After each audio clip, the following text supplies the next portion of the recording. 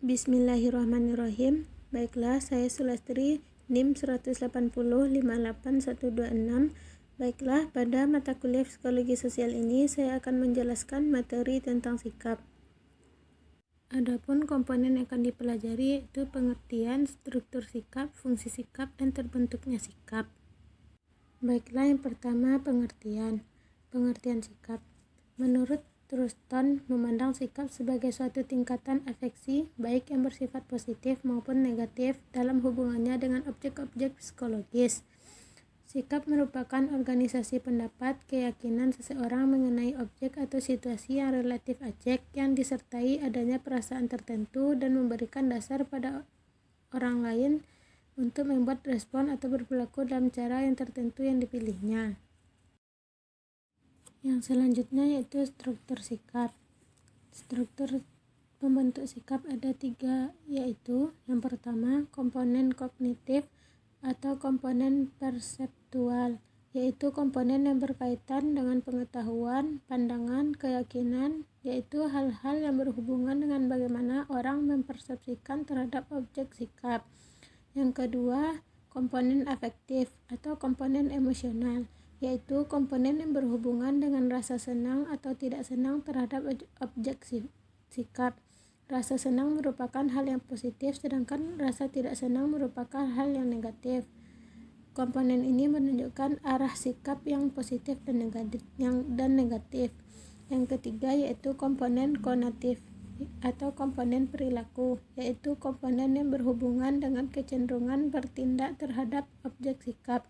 Komponen ini menunjukkan intensitas sikap, yaitu menunjukkan besar kecilnya kecenderungan bertindak atau berperilaku seseorang terhadap objek sikap.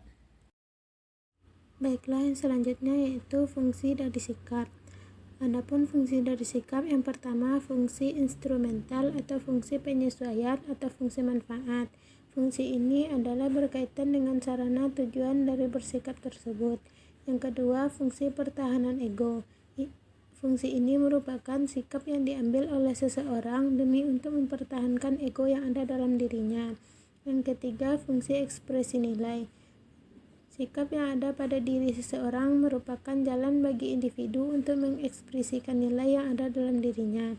Dan yang terakhir yaitu fungsi pengetahuan. Individu mempunyai dorongan untuk ingin mengerti dengan pengalaman-pengalamannya dan untuk memperoleh pengetahuan dari sikap atau tindakannya. Dan yang selanjutnya yaitu terbentuknya sikap atau faktor pembentuk sikap. Ada beberapa faktor yang dapat membentuk sikap. Yang pertama, faktor internal.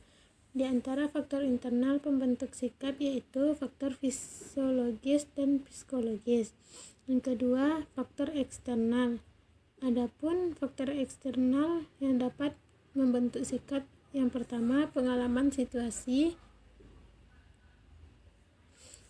norma-norma, hambatan, dan pendorong. Sedangkan faktor lainnya yaitu faktor objek sikap dan faktor reaksi. Baiklah, sekian penjelasan saya tentang materi sikap ini pada mata kuliah Psikologi Sosial ini.